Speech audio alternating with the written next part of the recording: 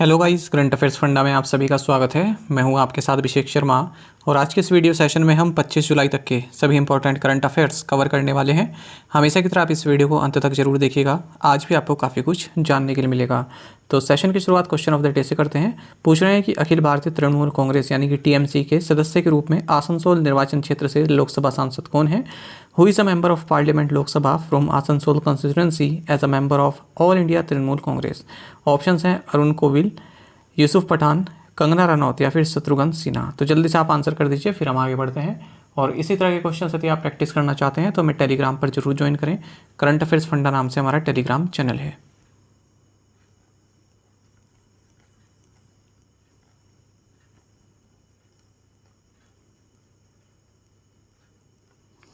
Who won Tour de France 2024? Tour de France 2024 किसने जीता? Options आपके सामने हैं। सही आंसर ऑप्शन ए रहेगा, तादेज पोगाकर। आपको जानना चाहिए तादेज पोगाकर, इन्होंने टूर डी फ्रांस टाइटल जीत लिया है तीसरी बार। इससे पहले 2020 और 2021 में भी ये इस टाइटल को जीत चुके हैं। आपको जानना चाहिए कि ये फर्स्ट साइकिलिस्ट बन गए हैं जिन्होंने सेम ईयर में यानी कि इस साल 2024 में गिरो डी इटालिया और टूर डी फ्रांस दोनों ही टाइटल जीते हैं। इनसे पहले कारनामा 1998 में मार्को पेंटानी ने किया था। आपको जानना चाहिए जो पोगाकर है ये एक स्लोवेनियन यानी कि स्लोवेनिया के साइकिलिस्ट हैं और यूएई टीम एमिरेट्स के लिए राइड करते हैं। ठीक है, बाईसाइकिल राइड्स की बात हो रही है। टूर de फ्रांस की अगर हम बात करें, एक annual men's multiple stage bicycle race है, फ्रांस में होती है। और 2024 का जो टूर de फ्रांस हुआ है ये 111वां एडिशन था इस रेस का। फ्लोरेंस इटली में शुरू हुआ 29 जून को और फिनिश कहाँ पर हुआ है? नीस फ्रांस में 21 जुलाई को। आपको जानना चाहिए जो ये मॉडर्न एडिशन है टूर de फ्रांस का, ये लगभग 23 से 24 दिन तक चलता है और 3500 किलोमीटर इसमें कवर किए जाते हैं। तो ये एक महत्वपूर्ण क्वेश्चन है, पहले भी एग्जाम्स में देखे गए हैं कि टूर de फ्रांस के विनर कौन है, ये एग्जाम में पूछा गया है। तो इंपॉर्टेंट मार्क कर लीजिएगा इसको। Which player from Mohammedan Sporting received the most promising player of the year award by the AIFF? Mohammedan sporting के किस खिलाड़ी को AIFF द्वारा most promising player of the year का पुरस्कार मिला? सही आंसर ऑप्शन डी है, ललियांजुआला चांगते। आपको जानना चाहिए कि हाल ही में ऑल इंडिया फुटबॉल फेडरेशन यानी कि AIFF इसने उन सभी प्लेयर्स और कोचेस को सम्मानित किया है जिन्होंने इंडियन फुटबॉल में एक्सेप्शनल कंट्रीब्यूशन दिया है। तो अगर इसमें हम अवार्ड्स की बात करें तो मुंबई सिटी FC के प्लेयर ललियांजुआला चांगते, इन्हें AIFF mail player of the year से सम्मानित किया गया। वहीं उड़ीसा FC की खिलाड़ी इंदुमती कातिरेसन, इन्हें female player of the year से सम्मानित किया गया। Most promising player of the year रहे हैं डेविड लालानसंगा, ये मोहम्मदन स्पोर्टिंग के हैं।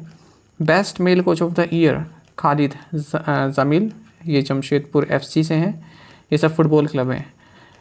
Best female coach of the year Shukla Dutta, ये करंट कोच हैं इंडियन अंडर 19 टीम के।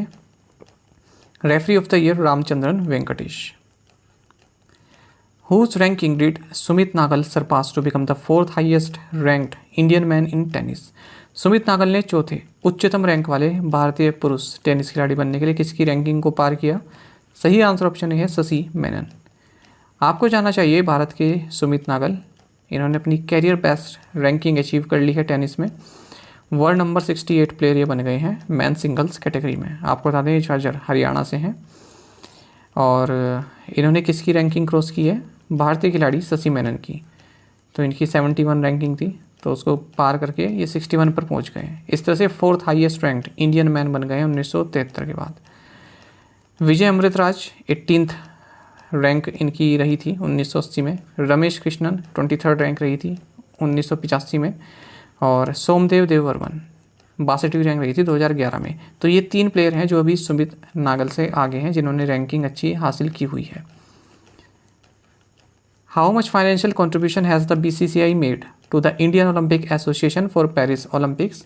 पेरिस ओलंपिक के लिए BCCI ने भारतीय ओलंपिक संघ को कितना वित्तीय योगदान दिया है? सही आंसर ऑप्शन डी है 8.5 करोड़ रुपीस। आपको जानना चाहिए board of control for cricket in India, इन्होंने जो पेरिस जाने वाले इंडियन एथलीट्स हैं उनके लिए 8.5 करोड़ रुपीस का कंट्रीब्यूशन दिया है इंडियन ओलंपिक एसोसिएशन को। आपको जानना चाहिए जो भारतीय दल है जो पेरिस ओलंपिक से जा रहा है, इसमें 117 एथलीट्स हैं, 70 मेल हैं, 47 फीमेल हैं और 140 सपोर्ट स्टाफ मेंबर्स हैं। 2024 पेरिस ओलंपिक 26 जुलाई से शुरू होने वाला है। South Korean boy band BTS Bangtan boys इनके मेंबर हैं जिन ये first ever K pop idol बन गए हैं जिन्होंने 2024 पेरिस ओलंपिक गेम्स टॉर्च को कैरी किया है। Who is the author of the book Power Within the Leadership Legacy of Narendra Modi? Power Within the Leadership Legacy of Narendra Modi पुस्तक के लेखक कौन है? सही आंसर ऑप्शन सी है डॉक्टर R बालासुब्रमण्यम। आपको जानना चाहिए power Within the Leadership Legacy of Narendra Modi, इसे डॉक्टर R बालासुब्रमण्यम ने लिखा है। एक और बुक देखते हैं इंडिया एट 100, इसे लिखा है कृष्णमूर्ति सुब्रमण्यम ने। Who has ESAF Small Finance Bank received the RBI's note for reappointment as Managing Director and CEO? ESAF Small Finance Bank ने किसे प्रबंध निदेशक और CEO के रूप में पुनः नियुक्ति के लिए RBI की मंजूरी प्राप्त की? सही आंसर ऑप्शन ए है के पॉल थॉमस। आपको जानना चाहिए ESAF स्मॉल फाइनेंस बैंक ने रिजर्व बैंक ऑफ इंडिया की मंजूरी प्राप्त कर ली है कि के पॉल थॉमस को मैनेजिंग डायरेक्टर एंड CEO बनाएंगे अगले 3 साल के लिए।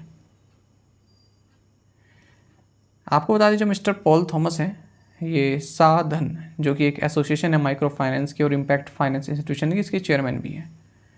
ESAF स्मॉल फाइनेंस बैंक की बात करते हैं, हेडक्वार्टर्स त्रिशूर केरल में है। टैगलाइन है Joy of banking. Whom has the RBI approved as the Managing Director and Chief Executive Officer of Federal Bank?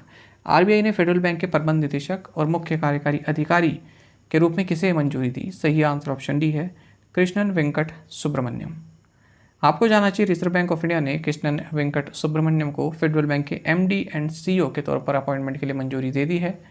Subramaniam का जो 3 साल का टर्म रहेगा 23 सितंबर 2024 से स्टार्ट होगा और इनसे पहले जो अभी MD and CEO Shyam Srinivasan, इनका टेन्योर 22 सितंबर को समाप्त हो रहा है। आपको जानना चाहिए मिस्टर सुब्रमण्यम इससे पहले कोटक महिंद्रा बैंक लिमिटेड के जॉइंट मैनेजिंग डायरेक्टर रह चुके हैं। तो ये एक महत्वपूर्ण लाइन है, एग्जाम में क्वेश्चन थोड़ा टफ बनाने के लिए इस तरह से पूछे जाते हैं। कोई MD CEO बने हैं तो ये पूछ लेंगे इससे पहले किस पद पर थे वो या किस बैंक में थे। फेडरल बैंक की बात करें, हेडक्वार्टर्स अलवा केरल में है। टैगलाइन है your perfect banking partner. Under the corporate agency arrangement, Life Insurance Corporation of India has entered into a tie-up with which bank? Bharatiya Jeevan बीमा निगम ने कॉर्पोरेट एजेंसी व्यवस्था के तहत किस बैंक के साथ समझौता किया? सही आंसर ऑप्शन डी है IDFC फर्स्ट बैंक। आपको जानना चाहिए life insurance corporation of India ने IDFC फर्स्ट बैंक लिमिटेड के साथ एक टाई-अप किया है कॉर्पोरेट एजेंसी अरेंजमेंट के तहत। This tie up will facilitate more than 1 crore customers of IDFC first bank to buy LIC policies online by visiting the bank's website. तो IDFC first bank जो है अपने ग्राहकों को LIC पॉलिसीज़ ऑफ़र करेगा और ये IDFC फर्स्ट बैंक की वेबसाइट पर जाकर भी LIC पॉलिसीज़ बाय कर सकते हैं। IDFC फर्स्ट बैंक की बात करते हैं, हेडक्वार्टर्स मुंबई महाराष्ट्र में है। MD and CEO V Vaidyanathan है। LIC के बारे में हमने हाल ही में पढ़ा था, ठीक है, तो उसके लिए मैं दोबारा रिपीट नहीं कर रहा हूँ। बाकी ये जान लीजिए कि CEO MD सिद्धार्थ मोहंती हैं और 4 मैनेजिंग डायरेक्टर जो हैं वो M जगन्नाथ, तबलेश पांडे, सतपाल भानु और R डोराईस्वामी है। Which of the following ministries received the highest budget allocation in financial year 2024-25?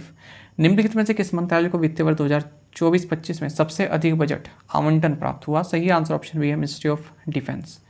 आपको जानना चाहिए कि यूनियन बजट जो 2024-25 है इसमें मिनिस्ट्री ऑफ डिफेंस को 6,21,940 करोड़ रुपए आवंटित किए गए हैं, जो कि सभी मिनिस्ट्रीज़ में सबसे ज़्यादा है।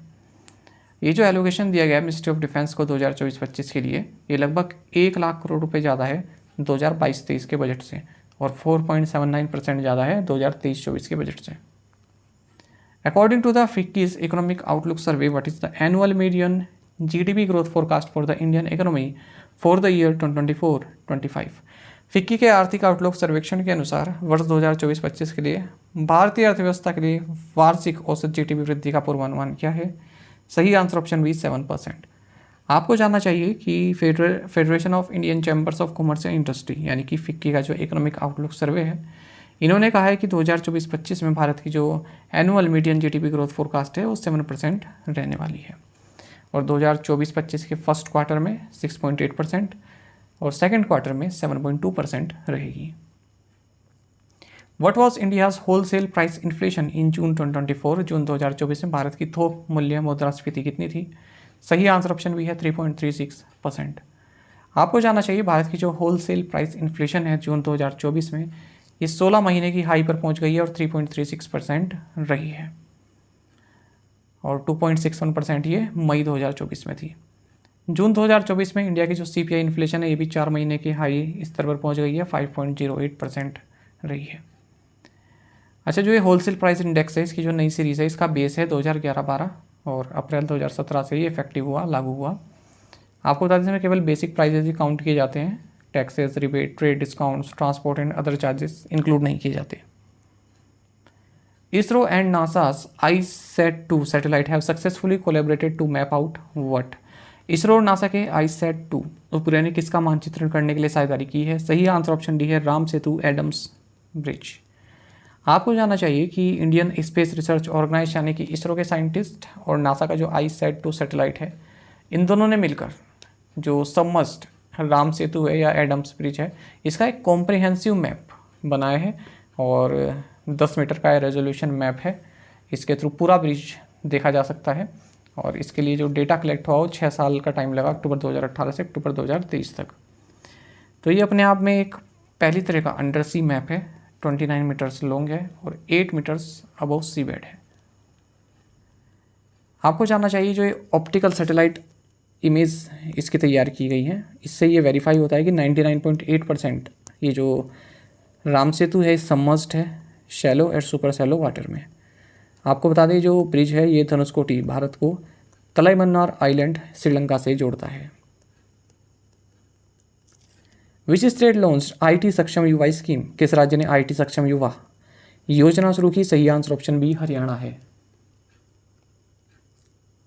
आपको जानना चाहिए हरियाणा कैबिनेट ने IT सक्षम युवा स्कीम 2024 को मंजूरी दे दी है। इसका टारगेट है कि फर्स्ट फेज में 5000 यूथ्स को जॉब प्रोवाइड की जाए।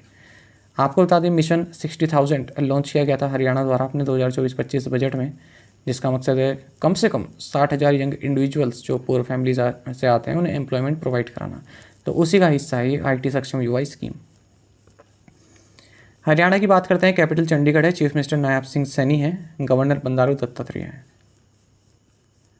Central Board of Direct Taxes signed a multi-year contract with which telecom company for the TaxNet 2.0 program?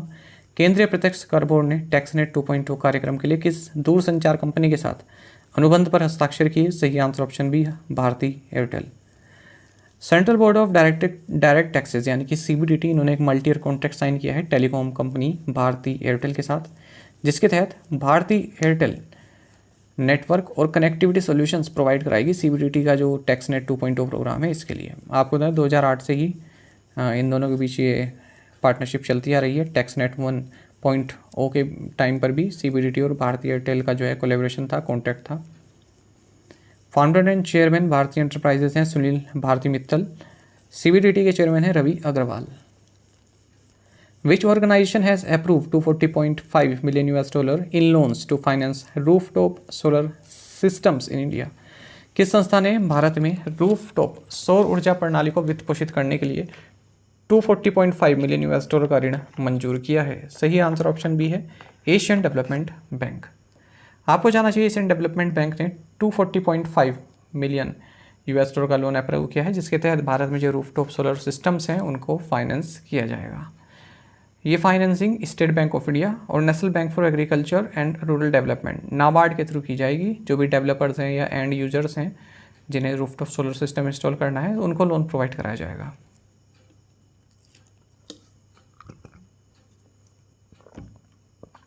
Which district is not included in the Uttar Pradesh State Capital reason?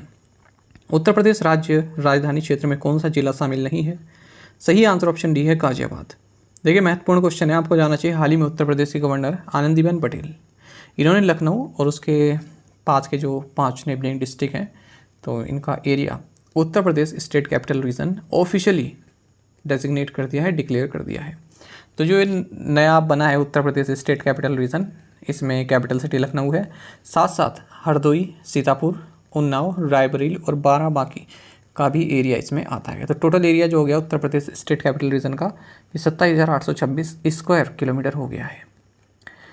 तो जिस तरह से NCR है ना, national capital region, तो उसी तरह से ये बनाया गया है। अब जो NCR है उसमें हरियाणा, उत्तर प्रदेश, राजस्थान, इनके डिस्ट्रिक्ट्स भी आते हैं, सबको मिला के NCR बना हुआ है। इसी तरह से उत्तर प्रदेश में बनाया गया Uttar Pradesh State Capital Region. To the point questions और उनके आंसर्स देख लेते हैं। Who has been felicitated with Neeraj Samman award? Javed Akhtar. Who has been reelected as president of the European Parliament for another 2.5 years until 2027? Roberta Metsola, Malta से हैं। James Anderson played his last match for England in Test cricket on July 12th at Lord's Cricket Ground. How old is he? 41. Who received Pat Tillman honor for service at the Excellence in Sports Performance yearly awards in Los Angeles? Prince Harry. Which agency releases documents titled High Risk Jurisdictions subject to a call for action and jurisdictions under increased monitoring? Answer is Financial Action Task Force, FATF. आप में से कई students बिल्कुल सही answer किया है। इसी तरह से आप पार्टिसिपेट करते रहिए। चलिए आज के असाइनमेंट क्वेश्चंस देखते हैं, इन्हें आपको भी ट्राई करना है, कमेंट बॉक्स में आंसर कीजिएगा। Who is the 35th foreign secretary of India? When was the enemy property act enacted? When is the world drawing prevention day observed? Think and learn private limited is the parent company of which edtech company? The 1986 union budget presented by finance minister was known as the carrot and stick budget because it marked the beginning of dismantling the license raj in India। इसमें आपको बताना है किस finance minister द्वारा present किया गया 1926 का union budget carrot and stick budget कहलाता था। तो इन पांचों क्वेश्चंस के आंसर आपको कमेंट बॉक्स में देने हैं। यदि एक क्वेश्चन का आंसर भी आता है तो भी आप हमें कमेंट बॉक्स में दीजिएगा। पांचों क्वेश्चन का आंसर जरूर दीजिएगा, बहुत महत्वपूर्ण क्वेश्चन है। यदि आप हमारी daily current affairs PDF, weekly PDF, monthly PDF और हर महीने के banking and economic awareness PDF चाहते हैं तो करंट अफेयर्स फंडा का वरीय मेंबरशिप प्लान आप ज्वाइन कर सकते हैं, जिसका लिंक आपको वीडियो के डिस्क्रिप्शन में या फिर फर्स्ट कमेंट में मिल जाएगा। आपको बता दें इस वरीय मेंबरशिप प्लान के तहत जितना भी हमारा PDF कंटेंट है वो हम आपको 1 साल तक के लिए प्रोवाइड कराते हैं, जिसे आप डाउनलोड कर सकते हैं, प्रिंट आउट भी निकलवा सकते हैं। इसके लिए चाहे आप करंट अफेयर्स फंडा ऐप को यूज़ कर सकते हैं या फिर अपने लैपटॉप या सिस्टम की मदद से वेब लॉगिन भी कर सकते हैं। कोई भी आपका एग्जाम हो, बैंक, SSC, रेलवे या फिर स्टेट PCS, जहाँ पर भी जनरल अवेयरनेस या करंट अफेयर्स पूछे जाते हैं, सभी एग्जाम्स के लिए हमारा PDF कंटेंट काफ़ी यूज़फुल है। अब तो आपको हमारी करंट अफेयर्स फंडा ऐप पर हम कैटेगरी वाइज क्विज भी प्रोवाइड करा रहे हैं। तो एक बार अगर आपने हमारे करंट अफेयर्स पढ़ लिया, उनके बाद इन क्विज को अटैम्प्ट किया, तो यकीन मानिए आपका करंट अफेयर्स सेक्शन काफ़ी स्ट्रॉन्ग हो जाएगा और आप काफ़ी अच्छा स्कोर कर पाएंगे अपने आने वाले एग्जाम्स में। लिंक वीडियो के डिस्क्रिप्शन में आपको फर्स्ट कमेंट मिल जाएगा। कोई भी डाउट होगा तो प्लीज़ कमेंट बॉक्स में आप लिखिएगा। साथ ही करंट अफेयर्स फंडा को आप टेलीग्राम पर भी ज्वाइन कर सकते हैं। यहाँ पर रेगुलर वीडियो अपडेट्स और करंट क्विज में आप सभी के डालते रहते हैं। साथ ही डिस्कशन ग्रुप में आप किसी भी क्वेश्चन का सोल्यूशन पा सकते हैं। दोस्तों यहाँ पर हमारे करंट अफेयर्स की पेज दी गई है, इसको आप जरूर देखें, अपने दोस्तों के साथ, फेलो एक्सपर्ट के साथ हमारे करंट अफेयर्स को शेयर जरूर करें। आज का ये सेशन आपको कैसा लगा कमेंट बॉक्स में अवश्य बताइएगा। Thank you guys.